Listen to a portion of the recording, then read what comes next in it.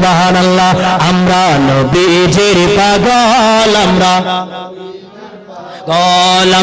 নবীজির পাগল, আমরা সেই মদিনা আজকে আমাদের হাতে নাই। আজকে সেটা বাতিলের দখলে, ইঙ্গো মার্কিনীদের দালালদের দখলে। আজকে সেটা আমাদের হাতে নাই। মদিনা শরীফে সালাতু সালাম না, নিষিদ্ধ করা হয়েছে। আমরা নবীর দরবারে গিয়ে একটু সালাতু সালাম পড়তে পারি না। সেখানে সৌদি গোষ্ঠীরা আজকে ক্ষমতায় এসে 1932 সালের 23 সেপ্টেম্বর আমাদের জান্নাতুল মুআল্লা, জান্নাতুল বকরি সকল মাজার শরীফ ভেঙে দিয়েছে। শুধু তা নয়, 10,000 আলেম ওলামা হত্যা করেছে। শুধু তা নয়, আর আল আরব ছিল 1400 বছর পর্যন্ত। 1932 সালের 23 সেপ্টেম্বর তারা যখন ক্ষমতায় আসে, সেই নামটা পরিবর্তন করে দিল সৌদি আরব, যার আরবি ভাষা হলো আল মামলাকাতুল আরবিয়াতুস সৌদিয়া। আরবের মালিক হলো সৌদি। আপনাদের কাছে প্রশ্ন রাখতে চাই, সমাজ রাষ্ট্র বিশ্ব কি একটা ব্যক্তির না সকল মানুষের? আর যখন সকল মানুষের না একটা ব্যক্তির? আপনাদেরকে যদি বলতে চাই, সূর্যের আলো কি একজনের না সবার? আর যদি বলেন সূর্যের আলো কি সবার না একজনের? চন্দ্রের আলো, অক্সিজেন, আপনি বলতে পারবেন না এটা হিন্দু সূর্য, আপনি বলতে পারবেন এটা মুসলিম সূর্য, আপনি বলতে পারবেন না এটা বুদ্ধ সূর্য, কেননা সূর্যের আলো সবাই সমানভাবে পারবে। আপনি বলতে পারবেন না আস্তিক সূর্য, আপনি বলতে পারবেন না নাস্তিক সূর্য। সূর্যের আলো আল্লাহ সবাইকে সমানভাবে দিয়েছেন। ঠিক আল্লাহর সৃষ্টি যেমন সূর্য, আল্লাহর সৃষ্টি তেমন দুনিয়া। এই দুনিয়া একটা ব্যক্তির হইতে পারে না, একটা গোত্রের হইতে পারে না, একটা বংশের হইতে পারে না। ইবনে সৌদ হলো একজন ব্যক্তির নাম, সৌদি হচ্ছে একটা গোত্রের নাম, বংশের নাম। আজকে নারায়ণপুর, এই নারায়ণপুর আমরা একজনের নয় সবার কিনা, ঠিক না? আমার চেয়ারম্যান সাহেব যদি বলে না নারায়ণপুর শুধু আমার, তখন আমরা কালকে থেকে চেয়ারম্যান সাহেবের বিরুদ্ধে প্রতিবাদ করব। চেয়ারম্যান সাহেব, নারায়ণপুর আপনার বাসা আছে, আমার বাসাও আছে, আর নারায়ণপুর আপনারও আমারও সবার, ঠিক কিনা ভাইয়ের আমার? একজন ব্যক্তির নাম নয়, একটা গোত্রের নাম নয়। আমি যেটা বলতে চাইলাম, সৌদি সূর্য যেমন হতে পারে না, মোদি সূর্য যেমন হইতে পারে না, ট্রাম্প সূর্য যেমন হইতে পারে না, সৌদি আরব যেমন হইতে পারে না, ঠিক কিনা ভাইয়ের আমার? এই সৌদি আরব তারা অবৈধ নাম রেখেছে, যেটা ইসলামের বিপরীত, মানবতার বিপরীত। তো আমরা কি বলবো? প্রিয় নবী সেটা বলে দিয়েছেন। 1400 বছর পর্যন্ত সেটার নাম ছিল আল আরব। কি ছিল? আরে জোরে বলেন, কি ছিল? আমার থেকে শত শত ডকুমেন্টস আছে, আমি ওইদিকে যাচ্ছি না, লম্বা আলোচনা হবে। শুধুমাত্র এতটুকু বলতে চাই, এই সৌদিরা যখন ক্ষমতায় আসে সেখানে রক্তের ময়দান করেছে। জান্নাতুল মুআল্লা, জান্নাতুল বকরি সকল মাজারগুলো ভেঙেছে। আমাদের ভাইয়েরা, আমাদের বোনরা যারা হজ করতে যায় 3 লক্ষ টাকা 4 লক্ষ টাকা খরচ করে, তারা বাংলাদেশে এসে বলে বাংলাদেশে এত মাজার কেন? ওখানে তো কোনো মাজার নাই, গম্বুজ নাই। আমি বলতে চাই 1932 সালের 23 সেপ্টেম্বরের আগে মা খাদিজাতুল কুবরা রাদিয়াল্লাহু তাআলা আনহার মাজারটা গম্বুজ সহকারে ছিল। হযরত উসমান ইবনে যুন্নুরান রাদিয়াল্লাহু তাআলা আনহুর মাজার শরীফ গম্বুজ সহকারে ছিল। এভাবে প্রত্যেক সাহাবীর মাজার শরীফ গম্বুজ সহকারে ছিল। তারা যখন ক্ষমতায় আসে ওই মাজারগুলো ভেঙে দিয়ে মাটির সাথে মিশিয়ে দিয়েছে। আওয়াজ দিয়ে বলেন নাউযুবিল্লাহ। আপনারা দেখবেন লেবানন থেকে বই ছাপানো, ওই লেবানন থেকে বৈরুত হচ্ছে লেবাননের রাজধানী। ওই বৈরুত থেকে যে বইগুলো ছাপানো, ওই বইগুলো 1932 সালের 23 সেপ্টেম্বরের আগে সেখানে যে মাজার শরীফ ছিল গম্বুজ সহকারে, সবগুলোর চিহ্ন নাম সহ দেওয়া আছে। আমার থেকে সেগুলো ডকুমেন্টস আছে, প্রয়োজনে আপনারা নিয়ে যাবেন। আজকে যারা এই সৌদিরা আল আরব দখল করে এসেছে, এটা মূলত কেবল সৌদির নয়, আমরা সকল মানুষের জন্য। আরেকটা বিষয় আপনাদেরকে স্পষ্ট করতে চাই, ইসলামের মধ্যে রাজতন্ত্র হারাম, ঠিক কিনা? ইসলামের মধ্যে বংশগত শাসন হারাম। আল্লাহর প্রিয় নবী সেটা হারাম করে দিয়েছেন, ঠিক কিনা ভাইয়েরা আমার? ইসলামের মধ্যে রাজতন্ত্র নয়, আর এই সৌদিরা সেখানে রাজতন্ত্র প্রতিষ্ঠা করেছে। আজকে আমরা মনে করি আমাদের শত্রু হিন্দু, বৌদ্ধ, খ্রিস্টান, নাস্তিক। না না না, আমাদের বড় শত্রু হলো এই সৌদিরা, ঠিক কিনা ভাইয়েরা আমার? আজকে বিশ্বের মধ্যে আমাদেরকে যে সন্ত্রাসী বলতেছে, কেন বলতেছে? তালেবানের জন্য বলতেছে, আইএস এর জন্য বলতেছে। এই আইএস তালেবান কোত্থেকে সৃষ্টি? সৌদিরা সৃষ্টি করেছে, ঠিক কিনা ভাইয়েরা আমার? আমার একটা শব্দ বেলাইনের নয়, অহতিক নয়, ইনকিলাবের নিউজ দেখুন, কালের কণ্ঠ নিউজ দেখুন, সব জায়গায় আছে। তারা বলতেছে আমরা সেই ট্রাম্পের, আমরা ইহুদিদের চক্রান্তে আমাদের মতবাদটা মানুষের মধ্যে পৌঁছাচ্ছি। তাহলে এই সৌদিরা ইসলাম নয়, সেটার প্রমাণ বর্তমানে তাদেরকে দেখলে বোঝা যায়। একজন সাংবাদিককে হত্যা করেছে $7.5 লক্ষ খরচ করে। আওয়াজ দিয়ে বলেন নাউযুবিল্লাহ। কেন? কেননা সৌদিদের বিরুদ্ধে কথা বলবে, সেজন্য। ইসলাম এই হুকুম দেয় নাই, কাউকে মারার হুকুম ইসলামের মধ্যে নাই। আরে মানুষ তো মারবেন দূরের কথা, একটা গাছের পাতা ছিঁড়ার হুকুম ইসলামের মধ্যে নাই, ঠিক কিনা ভাইয়েরা আমার? কেননা ওই গাছের মধ্যে প্রাণ আছে, আছে কি নাই? বলেন গাছের মধ্যে প্রাণ আছে কি নাই? তাহলে অন্যায়ভাবে কাউকে জুলুম করা যায় না, খুন করা যায় না। আর আপনি অন্যজনকে খুন করার কথা বলেন, আপনি দেখেন তো আপনাকে খুন করতে পারবেন কিনা। আর নিজেকে নিজে খুন করার নাম হলো আত্মহত্যা। আত্মহত্যা হলো মহাপাপ নাকি ছোট পাপ?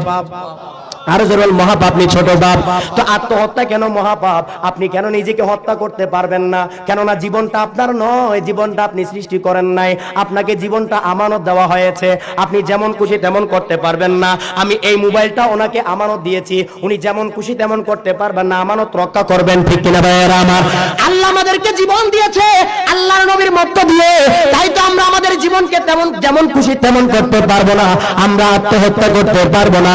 যেখানে আমি নিজেকে নিজে হত্যা করতে পারবো না, সেখানে কি অন্য মানুষকে হত্যা করতে পারবো?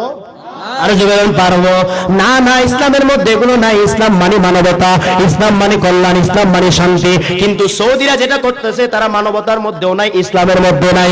আমাদের মা বোনদেরকে ধর্ষণ করে করে বাংলাদেশে পাঠিয়েছে, ঠিক কিনা? আর ঠিক কিনা? এটা কি ইসলামের চরিত্র? আপনাদেরকে যদি বলা হয় মানবতা কোথা থেকে আসছে, কেউ যদি বলে লন্ডন থেকে, আমেরিকা, প্যারিস, কোত্থেকে? আরব থেকে, মদিনা থেকে, মক্কা থেকে। মানবতার মুক্তিদাতা প্রিয় নবী। আইয়ামে জাহেলিয়াতের অবস্থা একটু চিন্তা করুন, ওখান থেকে মুক্তি দিয়েছেন আমাদের প্রিয় নবী। মা বোনদের কোনো ইজ্জত ছিল না, মা বোনদেরকে ইজ্জত দিয়েছেন প্রিয় নবী। কন্যা সন্তান জীবন্ত দাফন করত, কন্যা সন্তানদেরকে কন্যার মর্যাদা দিয়েছেন, স্ত্রীর মর্যাদা দিয়েছেন প্রিয় নবী, ঠিক কিনা ভাইয়েরা আমার? শুধু তা নয়, আমার যুবকরা অন্যায় অত্যাচার বিচারে লিপ্ত ছিল, যুবকদেরকে মানুষ বানিয়ে মুমিন বানিয়েছেন প্রিয় নবী। এমন অন্ধকারের সময়কে আলোকিত সমাজ করেছেন প্রিয় নবী। আমাদের প্রিয় নবী হলেন মুক্তিদাতা। মানবতা আসছে প্রিয় নবী থেকে, কল্যাণ আসছে প্রিয় নবী থেকে, শান্তি আসছে প্রিয় নবী থেকে। অতএব আজকে মদিনা শরীফ, মক্কা শরীফ, যেখান থেকে মানবতা এসেছে সেখানে মানবতা নাই, এর চেয়ে বড় দুঃখের কথা আমাদের আর কি হতে পারে? ঠিক না? আমরা যদি আমেরিকার মধ্যে মানবতা না পাই, সেটা আমাদের বড় আফসোস নয়, এটাও আফসোস, কিন্তু বড় আফসোস নয়। বড় আফসোস হলো আমার একটা ভাই যদি মদিনা শরীফ গিয়ে মার খেয়ে আসে, খুন হয়ে আসে, জুলুম হয়ে আসে, নির্যাতন হয়ে আসে। আল্লাহ কোরআনে বলতেছেন ওয়াকানা আমিনান, মক্কা শরীফ, মদিনা শরীফ হলে নিরাপত্তার জায়গা। এখানে সবাই গিয়ে নিরাপত্তা লাভ করবে, খুন জুলুমের শিকার হবে না। আর সেই মক্কা শরীফ, মদিনা শরীফে গিয়ে যদি কেউ খুন জুলুম হয়ে আসে, এটার চেয়ে বড় লজ্জা মুসলমানের জন্য আর কিছু হতে পারে? আমাদের প্রিয় নবী 1400 বছর আগে নিষেধ করেছেন, হে আমার উম্মতরা শোনো, এই আরবের নজর থেকে শয়তানের শিং বের হবে, আমি নবীর দুশমন বের হবে, শয়তান বের হবে, তোমরা তাদের থেকে সাবধান থাকবা। বুখারী শরীফের হাদিস, 1000 উপরে হাদিস শরীফটা আমার থেকে হাদিসটা আছে, মুসলিম শরীফের মধ্যে হাদিসটা আছে, মিশকাত শরীফের মধ্যে, শাম এবং সিরিয়ার অধ্যায়ের মধ্যে হাদিসটা আছে। আল্লাহর প্রিয় নবী ইয়ামেন এবং সিরিয়ার জন্য দোয়া করতেছেন। এমন সময় সাহাবায়ে কেরাম বলতেছেন, আপনি কি নজদের জন্য দোয়া করবেন না? নজদ হলো আরবের এরিয়া, এই নজদের জন্য কি দোয়া করবেন না? আমার প্রিয় নবী বললেন, না না না, আমি দোয়া করব না। ওয়া বিহায়াতলু করনু শাইতান ওয়াল ফিতানি ওয়া জালাজাল, এই নজদ থেকে বের হবে শয়তানের শিং, ফিতনা ফাসাদ, এখান থেকে নবীর দুশমন বের হবে, আমি এই নজদের জন্য দোয়া করব না। বুখারী শরীফের আরেকটা হাদিস, আল ফিতনাতু হাহুনা, আল ফিতনাতু হাহুনা, আল ফিতনাতু হাহুনা, তিনবার বললেন। ফিতনা হবে আর নজর থেকে, ফিতনা হবে নজর থেকে। আল্লাহর প্রিয় নবী 1400 বছর আগে সাবধান করে দিয়েছেন, অথচ আমরা সাবধান হতে পারি না। আমরা সেই কাফেরজিদের গোষ্ঠী, কাফেরজিদের মতবাদের ধারক, এই সৌদিদেরকে ইসলাম মনে করে বলেছি। আমরা সৌদি আরব জিকির করতেছি না বন্ধুরা আমার, কখনো সৌদি আরব হবে না, এটার নাম হবে আল আরব, ঠিক কিনা ভাইয়েরা আমার? এটা কি হবে? আমাকে খুশি করার জন্য বলছেন না প্রিয় নবীকে? মানবতার পক্ষে থাকবেন। আমি ব্যক্তি নয়, ব্যক্তি আমি উপস্থাপন করতেছি। একটা কথা যদি কোরআন হাদিসের বাইরে থাকেন, চ্যালেঞ্জ করলাম কিয়ামত পর্যন্ত। আমি আপনাদেরকে একটু সাবধান করে দিতে চাই, এটা কখনো সৌদি আরব ছিল না, সব সময় আল আরব ছিল। এরা ক্ষমতায় আসার পরে সৌদি আরব হয়েছে। যেমনটা আপনি দেখেন, সিদ্দিক আকবর রাদিয়াল্লাহু তাআলা শাসন করেছেন, ফারুক আজম রাদিয়াল্লাহু তাআলা শাসন করেছেন, কিন্তু কই ওনাদের নামে তো কখনো আরবের নাম করে নাই। করেছেন? নবীর নামে কে আরব করেছেন? মোহাম্মদ আরব বলেছেন? না না না, প্রিয় নবীর নামও আরব করেন নাই। তাহলে এরা কেন এদের নামে আরব করবে?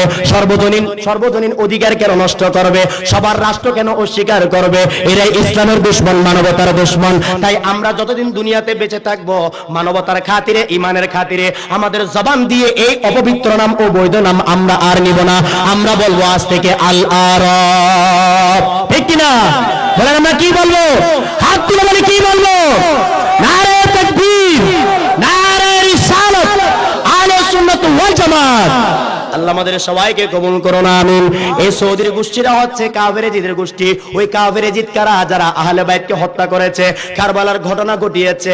আবু জেহেল যত ক্ষতি করতে পারে নাই, তার চেয়ে মারাত্মক ক্ষতি করেছে কাফেরেজিদ, ঠিক কি না? আরে জোরে বলুন, ঠিক কি না? আবু জেহেল ইসলামকে নিভিয়ে দেওয়ার জন্য চেষ্টা করেছেন। লিইউতফিউ নূরাল্লাহ ওয়াল্লাহু মুতিম্মু নূরিহি ওয়ালাউ কারিহাল কাফিরুন। কাফেররা চেয়েছিল ইসলামের আলো নিভিয়ে দেওয়ার জন্য, কিন্তু আল্লাহ বলছেন এই আলো আমি জ্বালিয়ে দিয়েছি। সুবহানাল্লাহ। এই আলো জ্বলতে থাকবে, এই আলো কখনো নিভবে না। সুবহানাল্লাহ। আর জোরে বলুন সুবহানাল্লাহ। আবু জেহেল চেয়েছিল, আবু লাহাব চেয়েছিল, উতবা সাইবা চেয়েছিল, আব্দুল্লাহ ইবনে উবাই চেয়েছিল, সবাই চেয়েছিল ইসলাম নিভে যাক, ইসলাম না আসুক, কিন্তু কারো চেষ্টা ফলাফল আসে নাই, কেউ সফলতা হতে পারে নাই। অবশেষে আমরা দেখেছি 41 হিজরি থেকে 61 হিজরির যে বিষয়টা, যে রেজাল্টটা, ইয়া নবী সালাম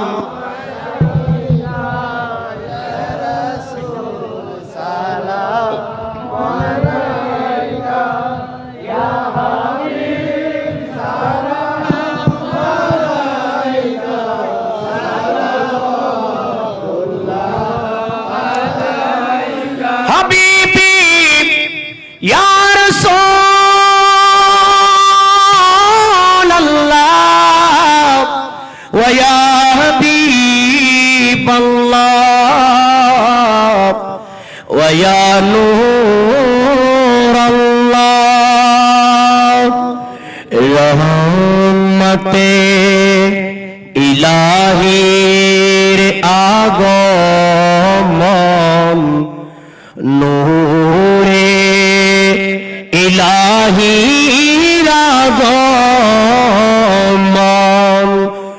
কলেমা তৈয়বার আগমন জান্নাতের মওলার আগমন উম্মতের মালিকের আগমন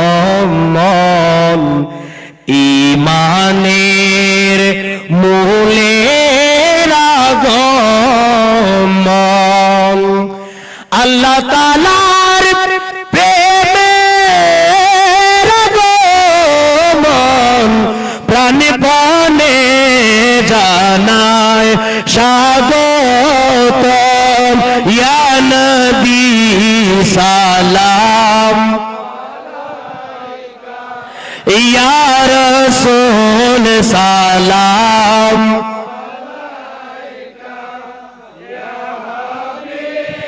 সালাম আলাইকা সালাওয়াত ইয়া শাফিআল মুযনিবিন ওয়া ইয়া রাহাতাল আশিকিন ইসলামের মূলের আগমন কোরআনের মূলের আগমন খেলাফতের মূলের আগমন মানবতার মূলের আগমন কল্যাণের মূলের আগমন শান্তির মূলের আগমন জীবনের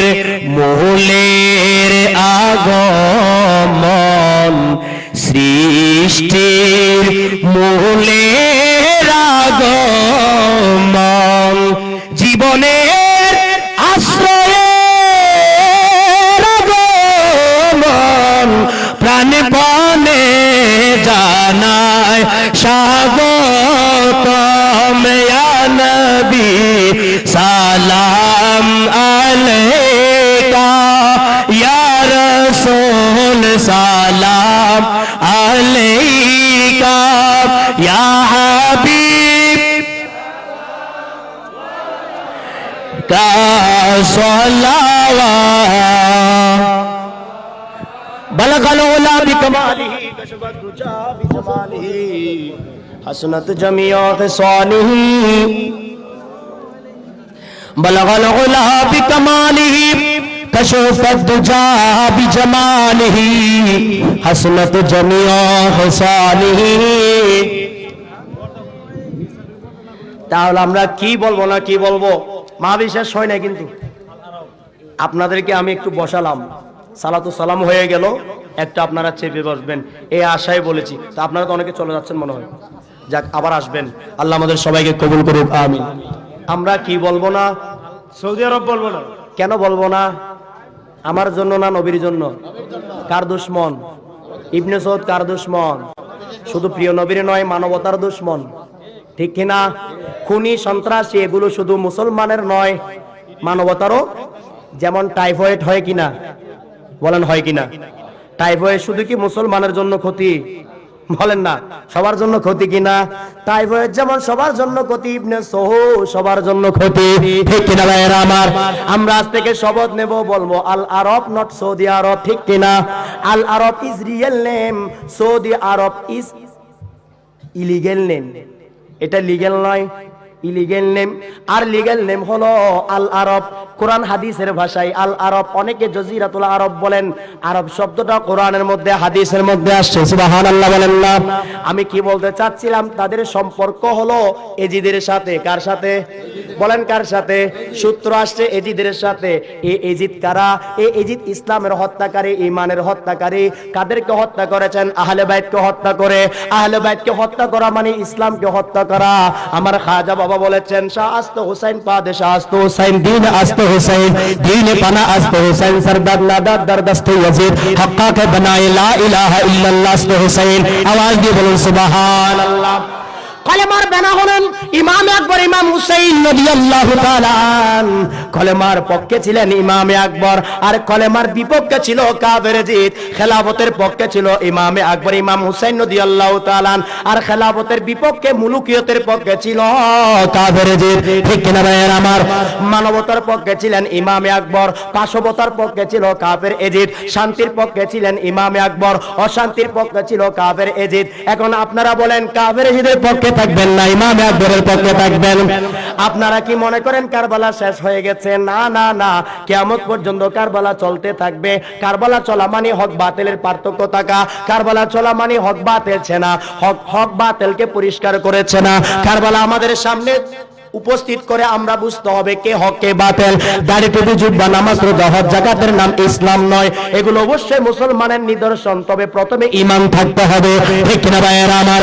তাহলে ওই কারবালার ময়দানে, যেমন আমরা যদি কারবালার ময়দানে সশরীরে জীবিত থাকতাম, বলেন তো আমরা কোন পক্ষে থাকতাম? ইমামে আকবরের পক্ষে। আর ইমামে আকবরের পক্ষে থাকা মানে প্রিয় নবীর পক্ষে থাকা, আর প্রিয় নবীর পক্ষে থাকার অর্থ হলো আল্লাহর পক্ষে থাকা, ঠিক কিনা? আহলে বাইতের পক্ষ ছাড়া আর কোনো পক্ষ নাই। আহলে বাইতের পক্ষই হলো খুলাফায়ে রাশিদিনের পক্ষ। আহলে বাইতকে মানবেন মানে খুলাফায়ে রাশিদিনও মানতে হবে। খুলাফায়ে রাশিদিনকে মানবেন তো আহলে বাইতকেও মানতে হবে, সাহাবায়ে কেরামের ইজমাকে মানতে হবে, সত্যের ইমামদেরকে মানতে হবে, আউলিয়া কেরামদেরকে মানতে হবে। এটাই হলো আনআমতা আলাইহিম। আনআমতা আলাইহিম একটা জামাতের নাম নয়, একটা দলের নাম নয়। আনআমতা আলাইহিম মিনান নাবিয়্যিন ওয়া সিদ্দিকিন ওয়া শুহাদাই ওয়া সালিহিন, সবাইকে নিয়ে আনআমতা আলাইহিম।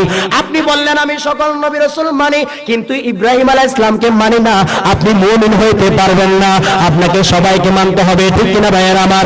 আমি সকল কোরআন, সকল কিতাব মানি, আসমানি কিতাব, কিন্তু ইনজিল মানি না, তাহলে আমি মুসলমান হইতে পারবো না। আল্লাহকে মানতে হলে সবকিছু মানতে হবে, আল্লাহর নবীকে মানতে হলে সবকিছু মানতে হবে, ঠিক কিনা ভাইয়েরা আমার? আমি আল্লাহর নবীকে বিশ্বাস করি আল্লাহর রাসূল হিসেবে, কিন্তু আল্লাহর নূর হিসেবে বিশ্বাস করি না। না না, আমি ইমানদার হইতে পারলাম না। অনেকে বলে আমরা নবীকে শেষ নবী মানি না, আমরা তাদেরকে অমুসলিম বলি, বলি কি বলি না? একটা সিফত অস্বীকার করার কারণে তাদেরকে অমুসলিম বলে। আর যারা আল্লাহর নূর অস্বীকার করে তারাও মুসলমান হইতে পারে না, ঠিক কিনা ভাইয়েরা আমার? শুধু তা নয়, যারা সালাতুস সালাম কিয়ামকে সাধারণ নিচু নিছক কোনো আমল হিসেবে দেখে তারাও ঈমানদার হইতে পারে না, কেননা সালাতু সালাম হলো আল্লাহর আমল। আল্লাহ বলেন বান্দারে তোরা নামাজ পড়স, রোজা রাখস, সব কিছু করস, কিন্তু আমি কি করি শুনে নে, ইন্নাল্লাহা ওয়া মালাইকাতাহু ইউসাল্লুনা আলান নবী, আমি আমার রহমতের ফেরেশতাদেরকে নিয়ে আমার নবীর উপরে দরুদ শরীফ পড়ি। আল্লাহর আমল কি? সালাতু সালাম, যেটার নাম দরুদ, ফারসি শব্দ। তাহলে সালাতু সালাম যেটা দরুদ সেটা দরুদ, যেটা সালাতু সালাম সেটা। তাহলে বুঝুন আল্লাহর আমল হলো সালাতু সালাম। আমাদের আমল নামাজ রোজা হজ যাকাত, আল্লাহর আমল সালাতু সালাম। আল্লাহ বলেন মুমিন রে তোরা তো নামাজ রোজা হজ যাকাত সবকিছু পড়স, কিন্তু তোদেরকে আরেকটা আমল দিয়ে দিচ্ছে, যে আমলটা আমি আল্লাহর আমল। ইয়া আইয়ুহাল্লাযীনা আমানু সাল্লু আলাইহি ওয়া সাল্লিমু তাসলিমা। হে আমার ইমানদার বান্দারা, যারা ইমানদার দাবি করো তোমাদেরকে বলতেছি শুনে নাও, আমি আল্লাহ ফেরেশতাদেরকে নিয়ে আমার নবীর উপর সালাতু সালাম করি। তোমরা কেন বসে থাকবা? তোমাদের উপর সালাতু সালাম আমি ফরজ করে দিলাম। সুবহানাল্লাহ। হুজুর ফরজ কিভাবে হয়? সালাতু সালাম ফরজ কিভাবে হয়? অনেকে তো মুস্তাহাব বলে, আমি বলবো মুস্তাহাব যদি হয় নামাজও মুস্তাহাব হবে। কেন মুস্তাহাব হবে? নামাজ ফরজ করেছেন আল্লাহ, আল্লাহ হুকুম দিয়েছেন। রোজা ফরজ করেছেন আল্লাহ, আল্লাহর হুকুমে রোজা ফরজ, আল্লাহর হুকুমে হজ যাকাত ফরজ। তাহলে আল্লাহ হুকুম দিচ্ছেন সাল্লু আলাইহি ওয়া সাল্লিমু, আমরের সিগা আমর মানে নির্দেশ করা, অর্ডার করা। আল্লাহ এখানে নির্দেশ করতেছেন, অর্ডার করতেছেন। আল্লাহর অর্ডারে যদি নামাজ রোজা হজ যাকাত ফরজ হয়, আল্লাহর অর্ডারে সালাতু সালামও ফরজ। আওয়াজ দিয়ে বলুন সুবহানাল্লাহ। সালাতু সালাম কেবল ফরজ নয়, সকল ফরজের মূল ফরজ। কেননা নামাজ রোজা হজ যাকাত হলো আমলি ফরজ, সালাতু সালাম হলো ঈমানি ফরজ। ঈমানের উপর আমল ডিপেন্ড করে। সালাতু সালাম কোনো ইবাদত কবুল হয় না, কোনো দোয়া কবুল হয় না। মসজিদে ঢুকবেন, সালাতু সালাম আদায় করবেন, বিসমিল্লাহ ওয়া সালাতু ওয়া সালামু আলা রাসূলিল্লাহ, আল্লাহুম্মা আফতাহ লি আবওয়াব রাহমাতিকা। মসজিদ থেকে বের হবেন, সালাতু সালাম পড়বেন, বিসমিল্লাহ ওয়া সালাতু ওয়া সালামু আলা রাসূলিল্লাহ, আল্লাহুম্মা ইন্নী আসআলুকা মিন ফাদলিক। দরুদ শরীফ পড়বেন, সালাতু সালাম পড়বেন। আযান দিবেন, সালাতু সালাম পড়বেন, আযানের পরে সালাতু সালাম পড়বেন। মিশকাত শরীফ বাবুল জুমার মধ্যে আছে, আমার হুজুর বলবেন। শুধু তা নয়, হযরত বেলাল রাদিয়াল্লাহু তাআলা যখন আযান দিতেন, আমার নবীর হুজরা মুবারকের দিকে সালাম দিতেন। আওয়াজ দিয়ে বলুন সুবহানাল্লাহ।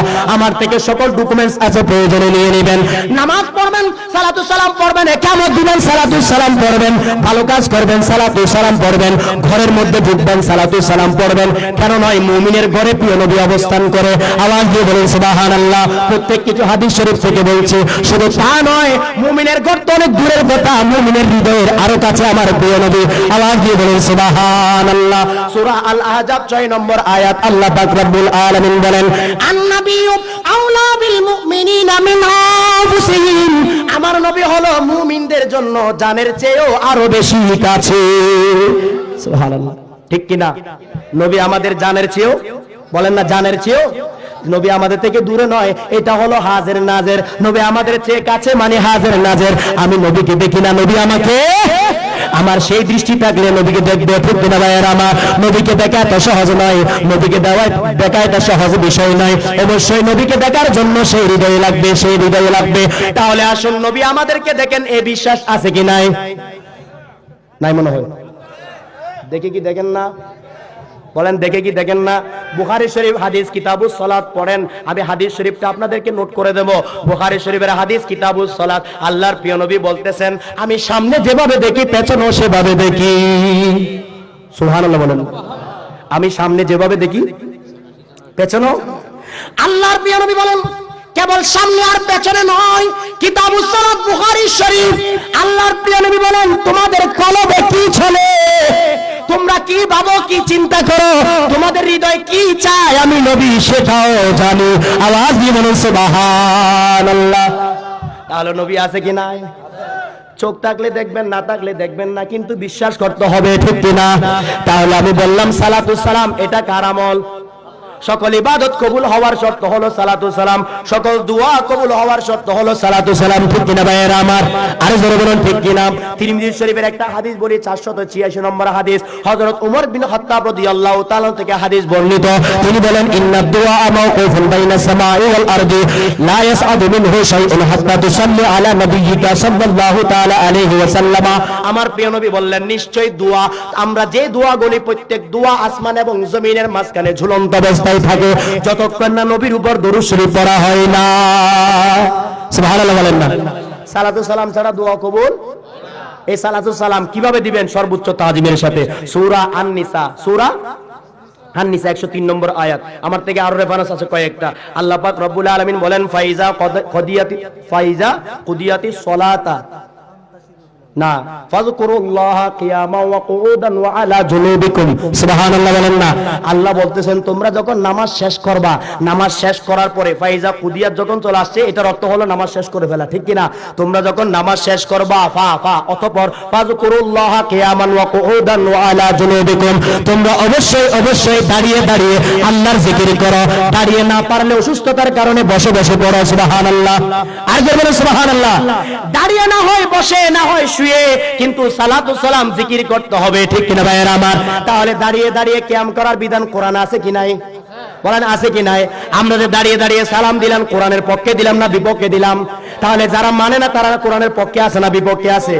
যারা কোরআনের বিপক্ষে আছে তাদের সাথে আমাদের সম্পর্ক নাই। সর্বশেষ আমার কথা হলো যালিকা ফাতুলুল্লাহি ইউতিহি মান ইয়াশা ওয়াল্লাহু যুল ফাদলিল আযীম। এটাই শুরু করেছিলাম, ঠিক কিনা? সূরা আল জুমা 4 নম্বর আয়াত। আমাদের প্রিয় নবী আমাদের জন্য সবচেয়ে বড় অনুগ্রহ, এটাকে বলা হয় ফজলে আজম। এটাকে কি বলা হয়? ফজলে আজম। আর প্রিয় নবী দুনিয়াতে শুভ আগমন, এই আনন্দ, শুভ আগমনের আনন্দটা উদযাপন করা, এটাকে বলা হয় ঈদ এ আজম। সুবহানাল্লাহ বলেন না। এটাকে কি বলা হয়? আমার বিষয় ছিল ঈদ আজম। কোরআন শরীফের দলিল দিয়ে দিলাম এবং হাদিস শরীফও আছে, ইবনে মাজাহ শরীফের হাদিস, ওইদিকে যাচ্ছি না।